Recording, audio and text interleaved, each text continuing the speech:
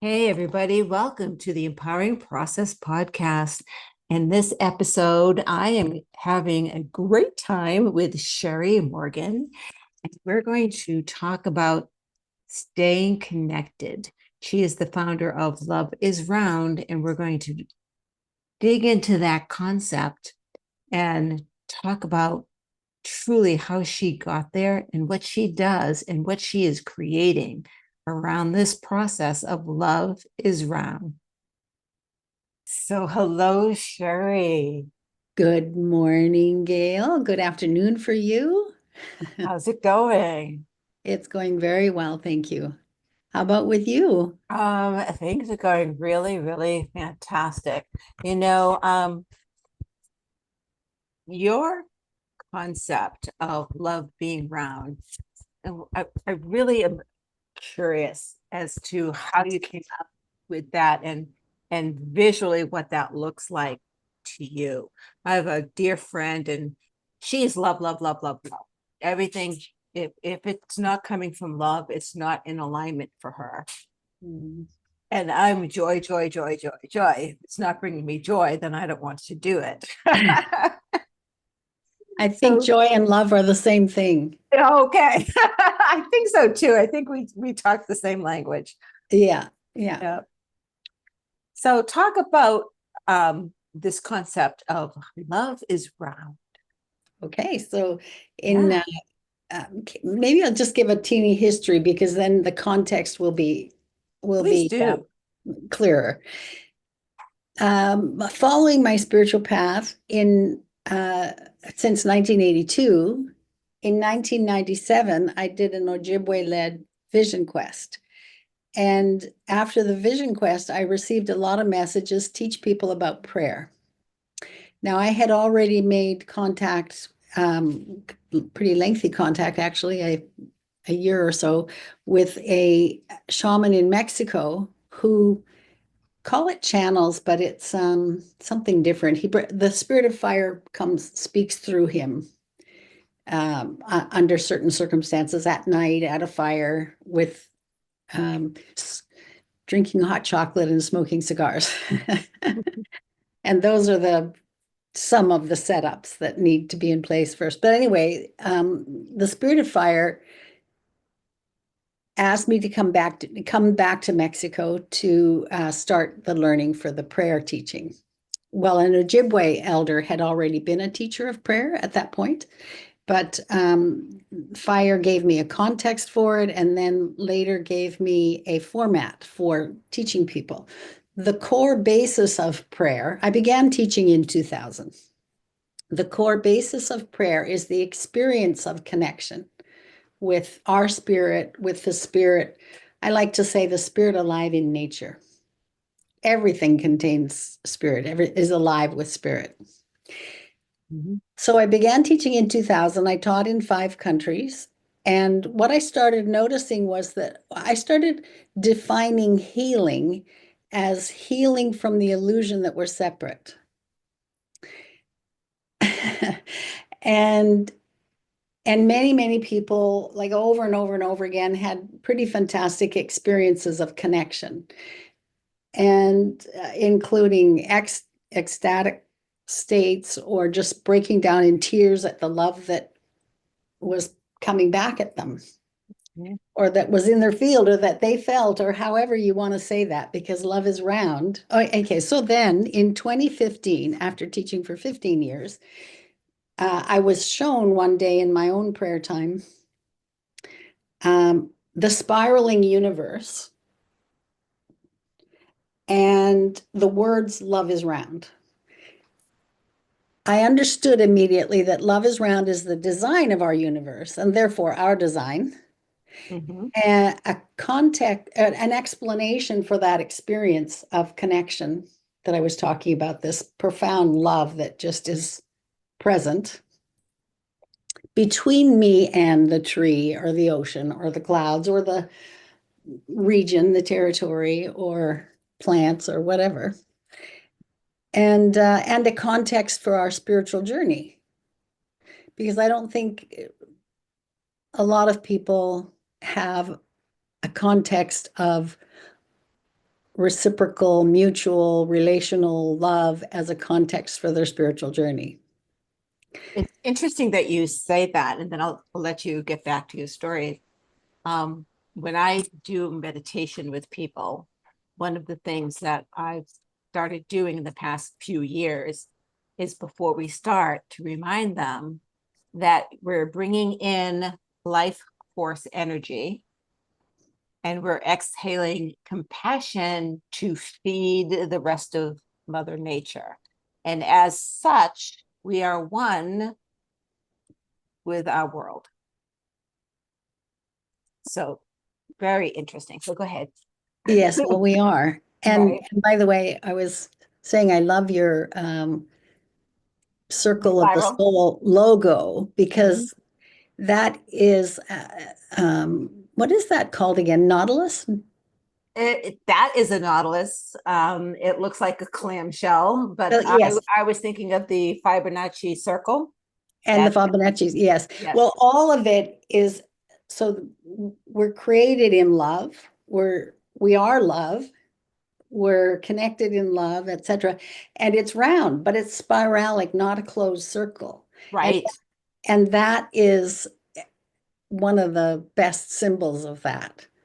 But even when we're a fetus, we come out from love, right? We come out from the spiral, and flowers evolve from flowers and from spirals and so on.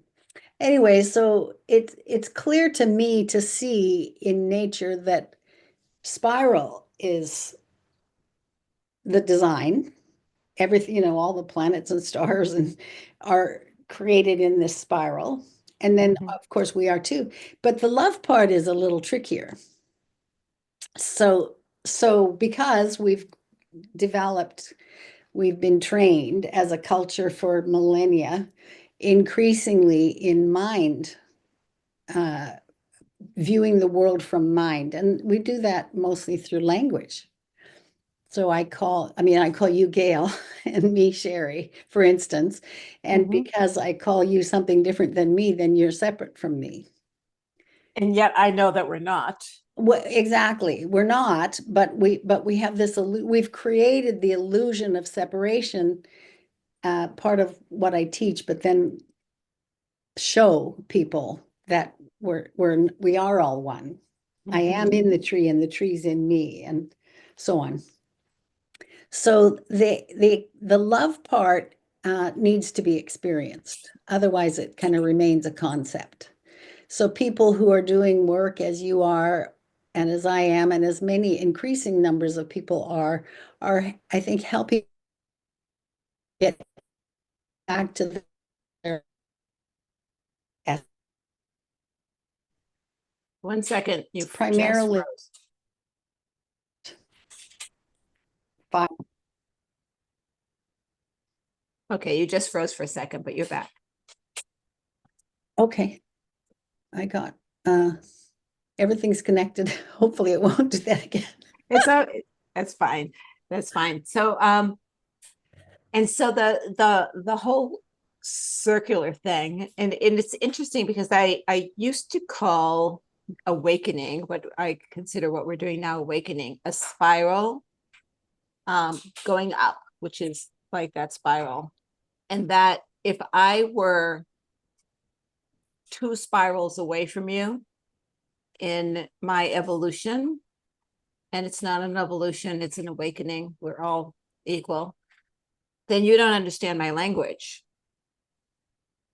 right? We can't even communicate because you don't understand what I'm saying.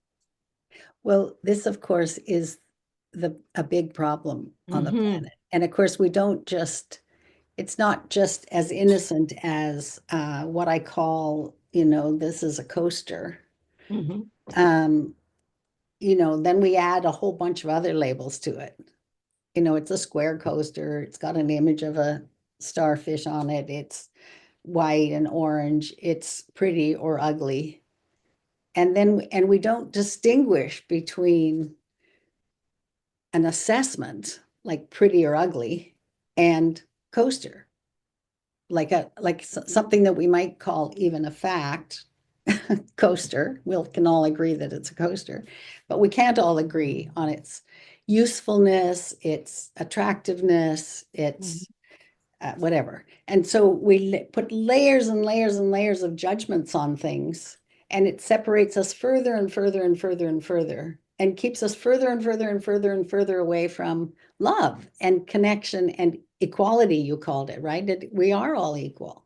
Right. Where I once had an insight, I am to the planet as a cell is to my body. Yes. So I'm just a cell, you're a cell, everybody's a cell. You know, Oh, we're just a dot in the universe. totally. Well, even Earth is a dot in Right. the universe, Right. right? In the universe. But it does not mean that we're insignificant, Correct. right? Because the source that we come from, that we are a part of, and that is part of us, the unifying force, if you will, is everything. It is all powerful. And therefore, we are, once we get connected, and I don't even want to say get connected because we are connected, but awaken to it and become aware. Yes. Experience connection. Yes, and when you talk about love, that level of love, I can't even give words to it. So the fact that you say language is interesting because I don't even try to describe the feeling because I cannot. Right. Right. Well, that words are really in the way, but that's how we've come to communicate with one another.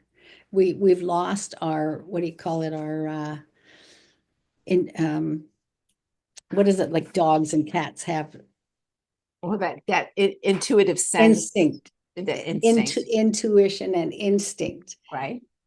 I think if we could work our way back to being able to communicate without words or with minimal words, I think poets probably do it justice the best. But in any event, here we are, we're stuck with language. That's how we communicate. And but we still can experience love, very much so. Um, I think one of the first steps, one of the really important steps is to drop judgments, keep dropping our judgments. They show up in our mind with uninvited. I notice they just pop up all over the place, but we don't have to act on them, and we can see that it's a judgment that's not real, that's not the truth, that's not a fact. It's just an assessment or a judgment, and then just carry on. And so we don't act out of it, and little by little the judgments heal and go away because they're no longer the boss. Well, for me, there's a difference between judgment and judgmental. Well, Judgment yes. is discernment for me, right? Because it is part of our design, it is part of the Kabbalah, and our body in the tree of life is the Kabbalah, and judgment is one of the pillars there. But it's judgment, it's karmic judgment, for one thing, and then it's So, discernment. yeah, so explain karmic judgment. What does that? So karmic judgment is not what people think it is. Mhm. Because it's immediate. It's not like, oh, I'm carrying the karma of my ancestors, and no, you're not. No, you're Uh-huh. not. There are some souls that are carrying a story that is from the past, but for the most part, the energy that I put out is the energy that's coming back. That's karmic judgment. Oh, I see. Okay. Right. So it's not an eye for an eye or a tooth for a tooth, but it is an energetic return. Yeah. Right? Because the universe is a mirror. We've created the universe, so it mirrors back to us what we send out. That's karma. Very good. So, yes, exactly. And now, that brings me, when I was in my bath this morning, I had this idea to contribute to the vast pool of growing gratitude in my in posts and so on. My very first teacher about prayer was an Ojibwe elder woman, who sent me out on the day we met. She sent me out she was the one who prepared me for and led me on a vision quest. But the first day we met, neither of us knew yet that my destiny was to teach people about prayer. But she sent me out to give thanks in nature for everything I could witness or think of to give thanks to. Now, she had me do this before sunrise, before eating, drinking, and even before peeing every single morning, which I did for 365 days. No matter how early sunrise was, no matter how late I went to bed, no matter what kind of weather it was, etc. And I was outside for an hour and longer after just a few days, an hour and longer, twice a day, before bed and first thing every morning, doing nothing but giving thanks in nature. It transformed my life vastly and quickly. If there's a remedy for how do you get to love and connectedness and relatedness and living in harmony, I would say nature gratitude is it. It's the best, fastest, free personal growth and transformation Easy, program. not complicated. Not complicated. Right. And then, so at the very beginning, I was out for maybe 5 or 10 minutes and giving thanks and not knowing what to give thanks for because that wasn't a practice that I had at all. And so I kind of fumbled and whatever. But very soon it was, I don't know whether it's probably some combination of me perhaps exercising the looking for what to be grateful for and the world seemingly helping me show me what their gifts are. Right. Right.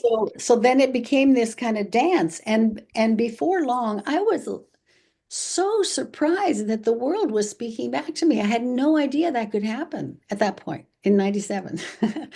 No idea. And it was like, wow. So it was this discovery. And doing 2 hours of gratitude every day, I can tell you, is a very quick personal transformation program and relational program. Yeah. So I would hippity hop down the street singing out loud, literally. I was so joyous at feeling connected, known, loved, because the world was appreciating my appreciation and I could feel it. I mean, it just was this. And there's the circle. And there's the circle. And there's the karma. And there's the karma. Exactly. Right. Yes. Thank you for bringing me back to that because that's what prompted me Right. to tell that story. Right. So in fact, this morning I was thinking, let's make 2025 a year of nature gratitude, exponential, exaggerated, prolific nature gratitude. And why the heck not? I mean, so I've years ago went through the Course of Miracles. And there's a practice in there where you're looking at like a leaf or a tree or something, and you tell yourself that it's not really there. And what started happening is I started seeing through things. I could see like the space between the pore. I could see through things. Mhm. And I thought, that was kind of curious. And around that time, I was living in San Diego and working in Los Angeles on a contract 3 days a week. So I would drive up, stay, and then the third day I left like around 11 o'clock in the morning and came back to San Diego. And when I was driving those 2.5 hours on a good day, I saw the road moving underneath me, not me driving over the road. Uh-huh. And as I was witnessing that, I thought, well, I wonder which way the world is spinning. Mm. That's exactly what's really happening right now for me. a very interesting concept, because maybe that's what is truly happening. But I think I'm pushing the car through, but maybe I'm moving the earth under. Why couldn't I do that? Well, I was listening to somebody just recently who was saying that it's our illusion of time, because we think of time as very linear, and like you say, moving and time are kind of related. And but what did he say, that time both goes forward and backward? It goes both ways. Yeah. Yeah, not just like the future and the past, not like that. It's but circular. yeah. It actually can bend. I think Einstein talked about time bending. I was speaking with someone one time about, I think it was time. But I believe everything has a polarity anyway. So let's use good and bad. So you got left hand bad, right hand good. This is one extreme, this is the other. Whichever one you're feeling, you're on the same time linear timeline. You're on the same thing. So if you're feeling bad, you're actually feeling good, because you're feeling anti-good to feel bad, if that makes any sense. Now, what if I took that line and said, you're a lie, you're not a line, you're circular, and I connect them together? Now they're the same. Now, what if I took that circle and I put it one twist? Now we're talking infinity. And that is what sacred geometry is all about. Because that's really what's going on.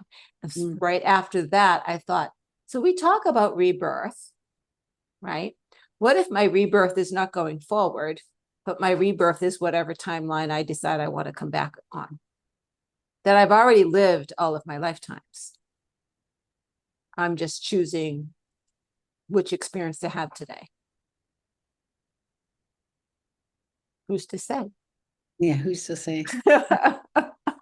Well, but to get back to love is round and gratitude and so on, because it's just uber practical. I think we live in a time of a pandemic of low self-esteem, self-loathing, at least self-doubt, at least a lot of the time. And And definitely unworthiness. yes, and we can't be loved if we can't love.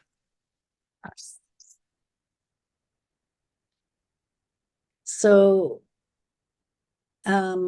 there's nothing more valuable, in my opinion, than to find love for ourselves, because then we can be loved. And that we can do perhaps more easily with nature than we can with other humans, because other humans are so judgmental. And we have our own judgments of other humans more. So that's in the way. Although, for sure, we can practice gratitude on humans as well, because there's always something to be grateful for. Even the person we like the least, if we look, man, there'll be lots of things we can be thankful for. And if we practice gratitude, suddenly they're not as bad. Suddenly we've moved a little closer, and they can move a little closer to us. So gratitude shifts your attitude, your energy. It shifts your energy. Everything is energy, and we attract what our vibration is sending out, karma. Yes.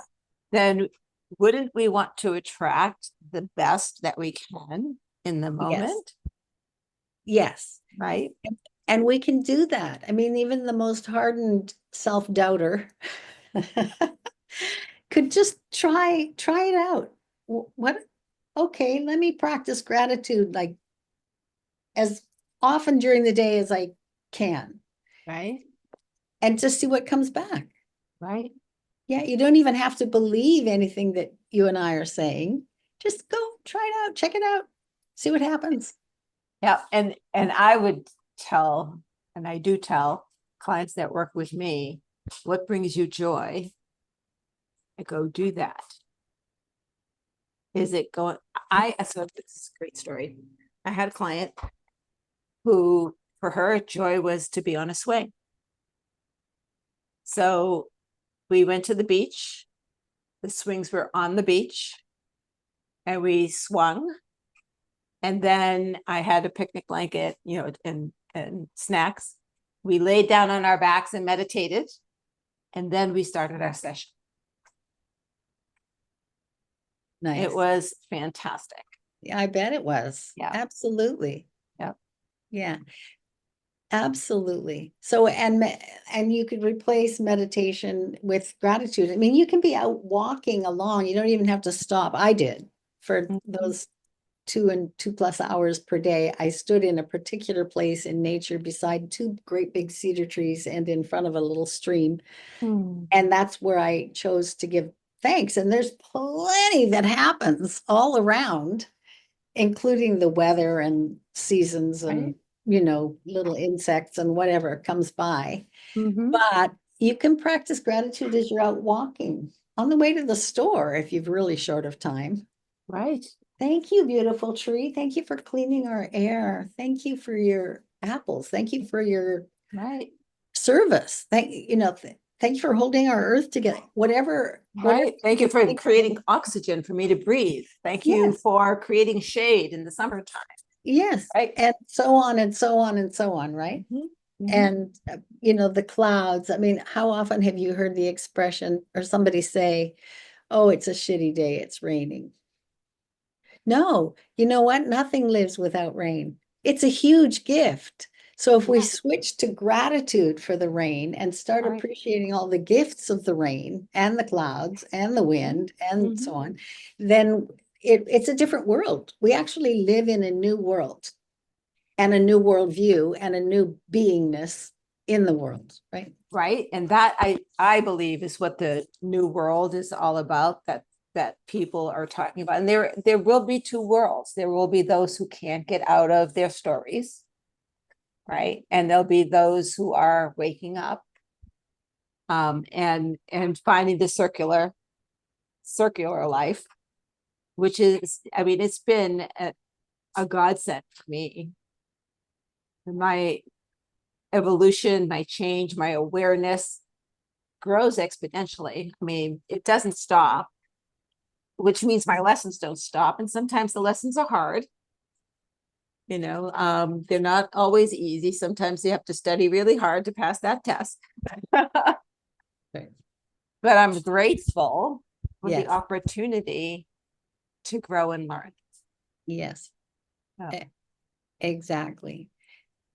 And yes, when I was very, very early on my spiritual path, a woman in California said, I said that I was following guidance to go, leave, travel. And I knew it was go, leave, travel for an extended period. It turned out to be almost 2 years. But at the beginning of that 2 years, I was speaking with a woman in California, and she said, what's your journey about, or something like that? And I said, healing and spiritualizing. And she said, is there a difference? And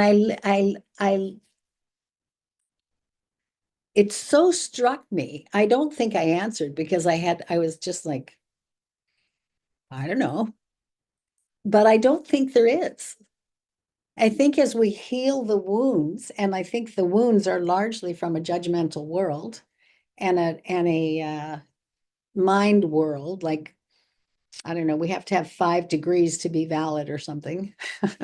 Which doesn't mean a thing. No, but we've all had some abuse in our life and all that kind of stuff. But yes, healing is healing the illusion that we're separate. Healing separate from love. Right. Healing everything that's in the way of love. And we just are these loving spiritual beings. And as you're saying, the earth school, as I call it sometimes, goes on and on and on and on. I don't ever think that I've arrived somewhere. It's this process. Right. It's a process.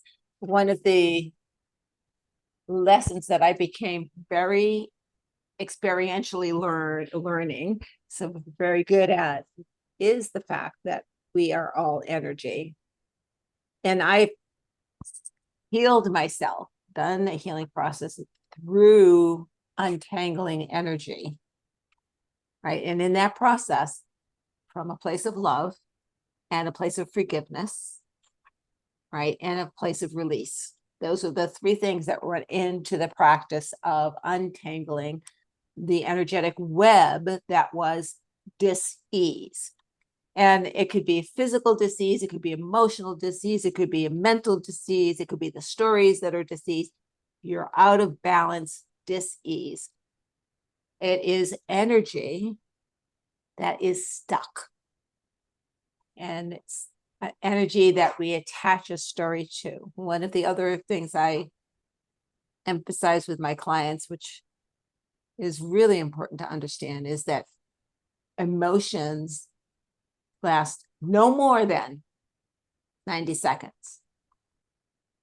Well, anything after that is the story you've attached to that energy. It means you have a story you have to unravel, right? Because what happens to me now is those triggers or those events, they happen, but it's nanoseconds. They don't last long at all. Like, oh, well, that's interesting. Oh, there it goes. Okay. Oh, look what just happened. Oh, there it goes. Or I will say, well, you're stuck in this story and that's not real.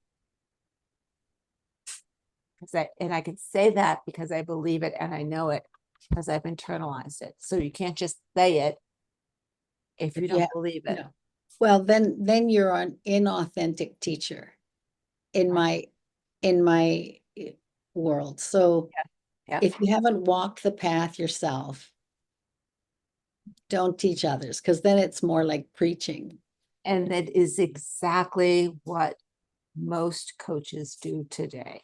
You know, I've had a bone to pick with that community since the day I entered it, because I've seen so many disingenuous people not talk from experience. You know, and my practice has grown as I've grown. Like the conversations I have with my clients now were not the conversations I had 15 years ago. I didn't have those experiences 15 years ago. That's right. Right. But I've had them now. And so my conversations are very different. Yes. Yeah. And none of it is rhetoric. And that's what I use. Is it rhetoric or is it experience? Right. And to experience love, and again, back to love is round. Mutual, reciprocal, relational, equal. Ever growing and ever shifting.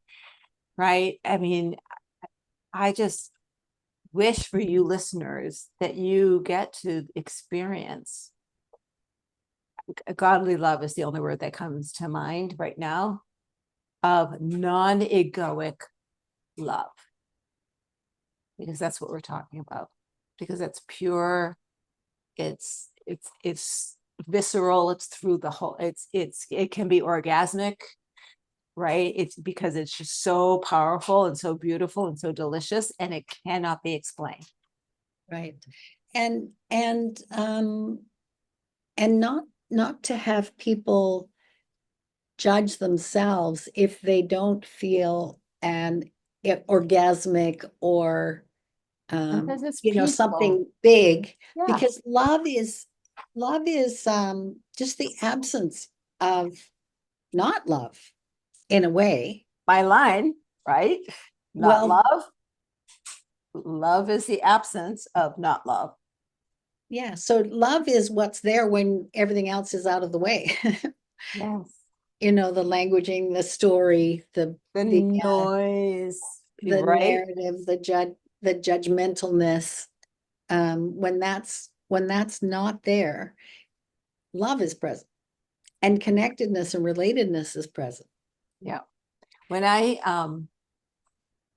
first invited the universe, God, Christ, Allah, whatever you want to call it, into my life, I mean, this was just last year.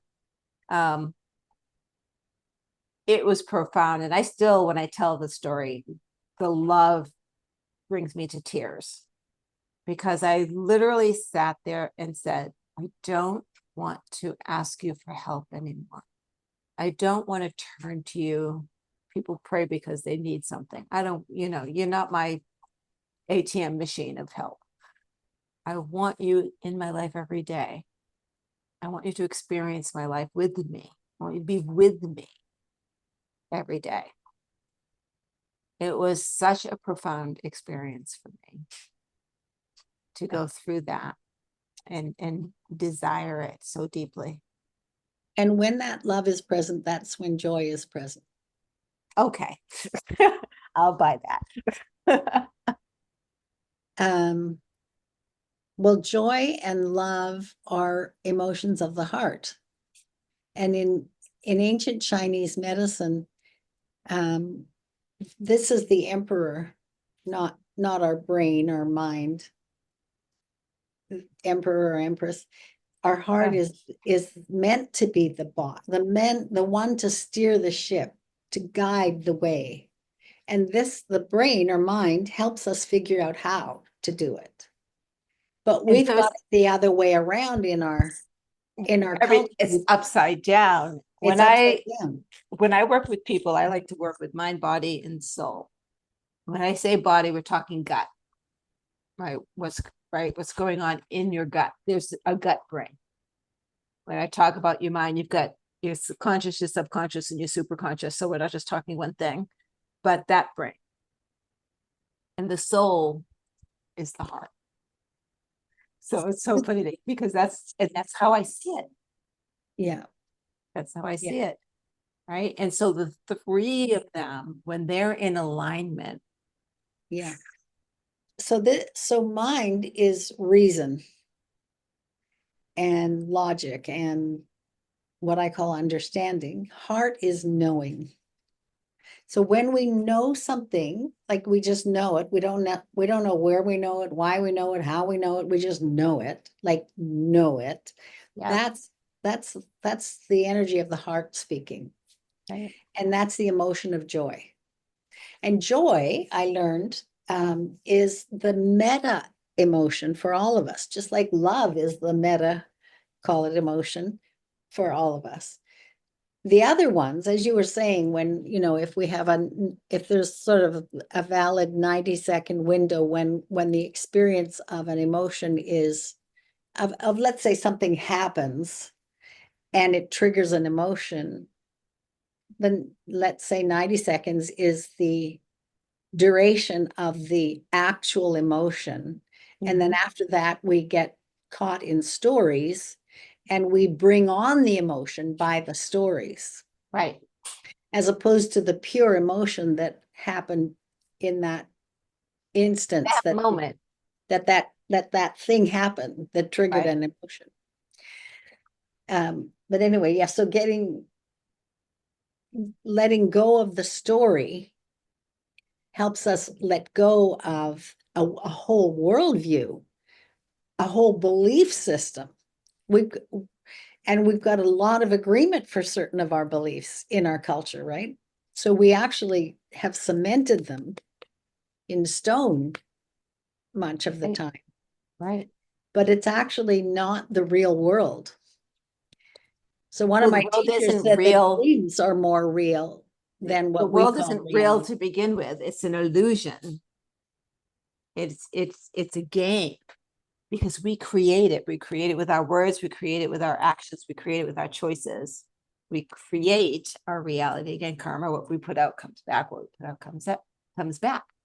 And so if I don't like, and I wouldn't even say like, but if something doesn't resonate with me, then I have a choice of staying out of resonance, which will eventually create disease, or find resonance. Where's that vibration that resonates with me? This one doesn't. It's okay for a relationship situation, a job, or whatever, to once resonate and now no longer does. Oh, It's for sure, okay. because we're continuing to change. Right. In the spiral, everything is continually changing. No Right. 2 days are the same, no 2 years are the same, not even twins are the same. I mean, everything is continually changing. Like Right. the circle never closes. Right. Which is my emblem, right? Yeah. Right. Right. It never closes and it's always expanding. Yeah. And I think that's expansion is a good if for people who are on the journey of self-awareness, it's personal development, whatever we want to call it, awakening. It's an expansion that's going on. We're expanding Yeah. our understanding, we're expanding our connection. Yeah. I have to say, I don't want to dwell on this at all, but I studied yin and yang for a few years, and I'm no expert, but in the principles of yin and yang, there's the spiral that's upward and outward, and as it goes upward and outward, it slows. That's what they call, well, anyway, and then at its maximum expansion, it still keeps going in the same direction, but it begins to contract and come down and becomes harder and faster. And then at its maximum contraction, it starts to loosen up. And so when people say, and lots of people do, that it's always expansion, I always think there's cycles and there's cycles. There's a cycle of a day, there's a cycle of a year, there's a cycle of an era and a millennia, and God knows whatever cycles there are. And there might be one that's so big that we don't know yet at what point it begins to contract. Right. But I don't like to put into law that it's forever expanding, because maybe it's not. I don't know. We don't know. I mean, that's how black holes are created, right? With universes turning in on themselves. Right. So what causes that? And that makes perfect sense to me. One of the analogies I use, and then we'll wrap this up. In our lessons that we learn. So when I first choose to, or not choose, to face something and change, I'm like on a diving board, and I'm on the first diving board, and I dive into the water. And I'm not really a good diver. So I do a belly flop. I'm also not a good swimmer.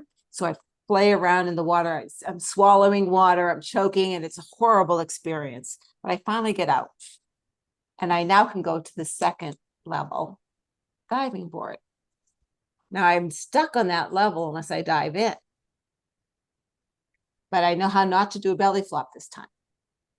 Maybe I don't pencil dive, but I get in a little bit more smoothly. And I still have a struggle with it, but not as bad. And so as time goes on, I'm still learning the same lesson, but I'm going deeper and it's smoother each time. Right. Yeah. And so because I've practiced. Yeah. It's right? a nice analogy. Yeah. Yeah. It's really a great analogy. And that's how I feel. I mean, there was a time where I can remember myself saying, oh, this lesson again.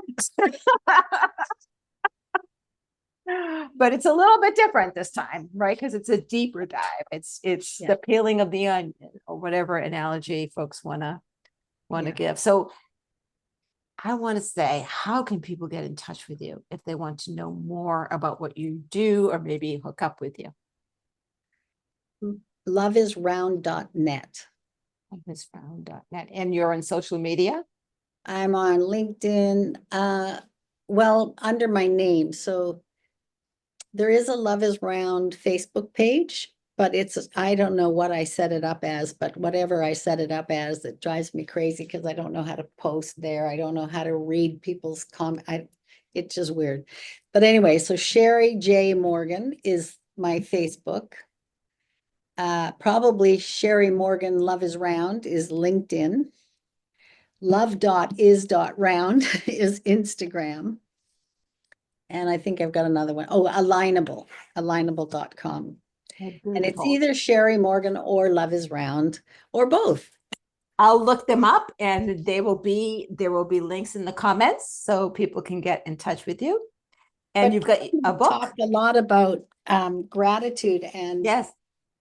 so I did write a little book that so Love is Round I was asked to start a movement Yes. by the deity that gave me Love is Round experience. And I thought prayers of gratitude is the movement. That's not very clear. You can see it. I can see it. Yeah. An ancient context for prayer and healing. So prayer is a kind of a trigger word for a lot of people. But what I discovered is prayer is just a way of communication, or even conversation, really, because it's more than one way. It's two-way, more like a conversation with anything that's other than a human. When talk to a tree, that's called a prayer. Doesn't belong to religion. Anybody, whether you're atheist or not atheist, you can go out and I recommend starting with gratitude to the tree or the stream or the ocean or the clouds or whatever you want, all of it, because that builds relationship. And then if you want to ask for help from whatever entity it is, whatever being it is that you've built relationship with. Or have it be part of your life every day. Yeah, absolutely. Right. Absolutely. So prayers kind of got usurped by religion, but it's really Indigenous people all over the world for all time have always communicated with the spirit alive in nature. There you go. Prayer. And the link to that book, is that on Amazon? It's on Amazon.com, Amazon.ca. So okay, definitely. Sherry I'll put links. Morgan. Prayers of Gratitude, an ancient context for prayer and healing. And yeah. Okay, we'll definitely have those links as well, so people can go and grab the book. And Sherry, thank you so much for your time. Thank you. Everyone, thank you for listening to us. As always, this is the Empowering Process podcast. If this was something that interested you, give us a thumbs up. If you have a question, let us know in the comments. And if you know someone who could benefit from this conversation, do share it out. And as always, be sure you subscribe so you know when the next episode is available. Thank you, everybody. Thank you, Gail. Thank you so much. Bye. Bye. Thank you for listening to the Empowering Process podcast. Be sure to visit Gail at gailkraft.com to learn more about how she serves thought leaders, entrepreneurs, and goal seekers. And remember, if you like this broadcast, be sure to share and subscribe so you don't miss an episode.